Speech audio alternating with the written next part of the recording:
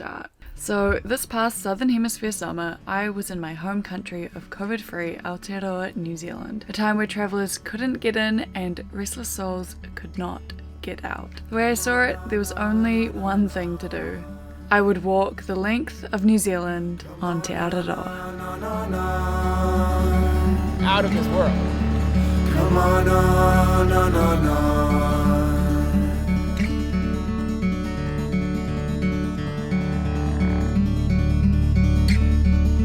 You're chasing me away. Dude, never down is wet. Come away, away, away. Come away, away, away. Come away, away, away.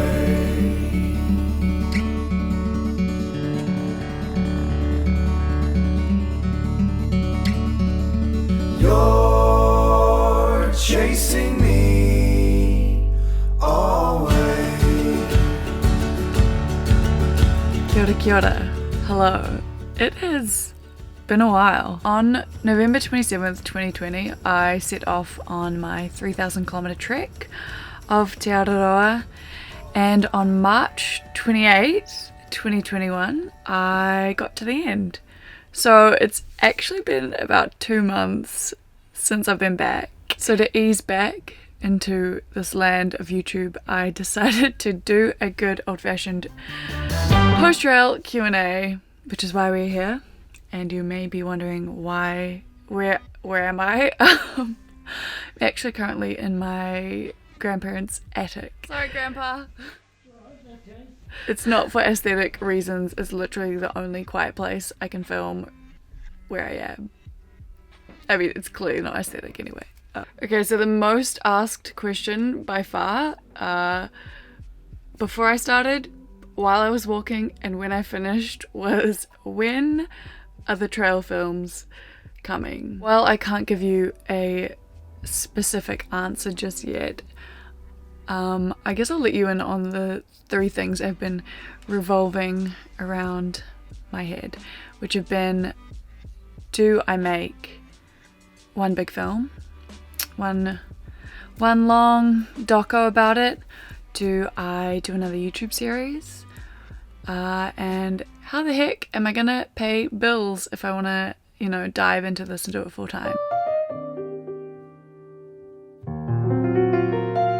So these first questions are actually from my Patreon subs who hang out with me on awkward live streams and get all the behind the scenes content. The first question was, what was my favorite part of the TA? When I think about my favorite section, I would probably say the Nelson Lakes one. Did I keep the gimbal the whole time? Why or why not? So that thing was very heavy. I quickly realized that it was just not adding to the enjoyment of my hike. I think if I was there, maybe with a team or something, filming the hike, that would make more sense. But because I was out there to film, yes, but also to enjoy this experience of Te Araroa, it was taking away from that. So I got rid of it in Puhoi. How did I like the huts? I mean, they're awesome. I love them. They've all got their quirks, but it's such a cool part of Te Araroa. And you meet other people, you can have these conversations at night over candlelight. You get to smell other people's farts and hear them snore. Definitely not me. And yeah, no, I think it was such a cool part of the trail experience. Okay, so I also asked for questions on Instagram. Let us dive in. The differences between the PCT and the TA. Okay, there are so many. They're completely different trails. I wouldn't even put them on the same... Are they 2 sides of the same coin? Or 2 faces of different coins? In a way, they're very, very different. PCT, Pacific Crest Trail, is a complete wilderness trail. Yeah, there are bits where you go through, some towns, and there are a couple, road walks, but not many. For the most part, it's a complete wilderness, and to get off the trail, you would hitch to get into town. Te Araroa takes you straight through the towns. You walk through the city, you walk through farmland, you paddle down a river. It is just a completely different trail, and it's also kind of split up into two. I mean, it is the North Island and the South Island, and to get in between the two you have to catch a ferry. The trails are also very different in age. Well, not completely different, but I think the Pacific Crest Trail was completed in 1993. Te Araroa was completed in 2011. So that age disparity means the PCT is a lot more developed, the culture is more developed, more people know about it, and Te Araroa is still in its infancy. It's, developing and growing year by year. What's another difference? Te Araroa, there are no switchbacks. Kiwis we just like to get it done, we just go straight up, straight down, no mucking around. PCT's got these lovely, meandering switchbacks, and you just make your way up the hill. TA doesn't muck around. How do you think the TA experience was enhanced by the context of the pandemic? That's a great question. It was something that was on my mind a lot because New Zealand has been living pretty regularly for a while now, I would say, since September 2020. Auckland has gone into lockdown a couple times since then, but nothing major. So it was bizarre being in this position of, we had so much freedom, and looking across the world and seeing the devastation that was happening elsewhere. I actually had this immense sense of guilt. It made me not want to post anything about the trail. I felt very, very privileged and very grateful to be hiking that year. I think it also changed the dynamic of the trail a lot. I think in previous years, people say it's been 10% Kiwis, 20% Kiwis. This year I would say it was probably 70% Kiwis. It was really cool to see a lot of other New Zealanders out exploring their country. It was really cool. I mean, you miss the element of, international hikers as well, but I guess it was a very special year in that sense, where it was a year where people were really encouraged to explore their own backyard. So that was really cool. I will add, the weirdest thing was seeing QR codes on the dock huts, and even the long drops, QR codes, so you could scan it. So you're out in the wild and you're scanning codes. Anyway, it was funny, but COVID. How to battle post-trail blues / what am I meant to be doing with my life? Questions. I will let you know when I figure that out. No, but I've definitely been battling those feelings, and I've realized the thing I have to do is, be at peace with not knowing what's going to happen next, not having it all planned out, and just taking a leap if something feels right. So, and I also think having some kind of project to work on afterwards helps to kind of reflect on the experience, because you just dive back into normal life and it feels like it didn't even happen. So that is a good tactic, whether it be photos, writing, videos. That's probably the best way. Do I have a list with my equipment set up, my filming and camera set up? Did I use the DJI, etc.? I don't have one currently of my TA gear. I do have a list on my website with my PCT set up. I should probably do a TA one if you're interested. One thing I wish I'd brought, I went stoveless the whole trail. It was fine. It was great.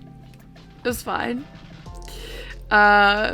But I actually had planned on potentially bringing it back for the South Island, because I knew I'd be in huts all the time. I'd probably take it a bit slower in pace. And I mean, it would have been nice to have hot coffees, though I did have people feel sorry for me and boil me hot water. Again, thank you, Jess, for that last week on trail and helping me to have hot dinners and hot coffees. I really, really appreciate it. Most ridiculous moment? Okay. Actually, there is a video of this. So I was hiking with a group of guys through the Te Araroas. We just get into a situation where I'm trying to shove contact lenses into his eyeballs with these kind of gale force winds and sideways rain all around us. Oh, missed trail. How much peanut butter did I consume? I think I calculated it to be like 11.7 kilograms over 3,000 kilometers and 4 months. I think I could have done better than that, but I guess that's quite a lot. 11.7 kg. Youngest through hiker I met was Goldie. Goldie or Wolfie, we called her Wolfie. She was 5 years old when we met her, and I think she turned 6 on trail. So she was part of the family of 5 that hiked. Noodles for Brekkie. Hey guys, love you all. And they actually just finished. So she was the youngest, and Wolfie, you are a warrior. Okay, new week, new me. I'm sorry if I didn't get to your question. Ask them below, maybe I'll answer some down there. So the reason for filming this a week later was because my last question that I filmed was, what's the plan? And because my life is chaos, my plan has already changed since last week. It was to move down to the South Island, down to Christchurch this coming week, but an opportunity has arisen that involves educating high school students in the outdoors with filmmaking and living on an island for a couple of weeks or so. And I know I'm in New Zealand, I'm already on an island. It's living on a small island off this small island, although we're not actually that small, so we can be on the map. Anyway, the plan for this channel is probably the most important thing to talk about here, and the first thing on my agenda is to upgrade my computer. My 2015 MacBook has been trying to launch into space every time I edit the 4K footage I captured from Te Araroa, even with proxies. So yes, that is first on the agenda, and putting together these Te Araroa films. I'm not yet on the full-time YouTube train, so I'm also working towards that while picking up other work to support myself. Putting together the films from Te Araroa is just a bit more intensive than something like this, so there will be a bit of time between me uploading. Maybe I'll finish all the edits and then release weekly, or I'll edit as I go. I think that will become more clear, and until then, you know, maybe I'll just do story time from the attic, or I'll do some behind the scenes, or I'll take you on this island with me. Suggestions are welcome, I think. Okay, and I have one more thing on my agenda, which is a company called Trover Trip reached out to me and asked if I want to host a travel trip of some kind. It could be hiking focus, it could be filming, editing, storytelling focus, it could be a mix of both, it could be just hanging out. Anyway, I kind of just wanted to gauge interest to see if anybody was keen to travel with me or go hiking with me, or yeah, oh my god. Anyway, there's a link to a survey below. This will all be COVID dependent, of course, you know, and it's just really weird to think that international travel will be a thing again. Okay, anyway, surveys below. Let me know if you're keen to travel with me. It'd be a group of like, I don't know, 20 less maybe. Anyway, I'm super excited to be putting these Te Araroa films together, and I am just so grateful and stoked that you are too, and that you're still around even though it's been like 6 months since I've uploaded anything. And yeah, I'm excited. It should be good. I'm feeling good. Oh my god.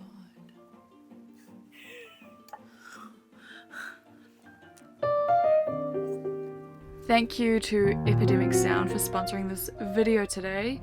If you are also looking to edit videos and you want to find some music that is already licensed, it's actually one of the easiest places to do it. I've been using them since I started doing my PCT films. There are a couple different plans. I think there's a personal and a commercial plan, and yeah, you can try them out for free for 30 days. So I've got a link in the description if you want to try it out. Really good place to start. Yeah, I think that is me for today. This is very official.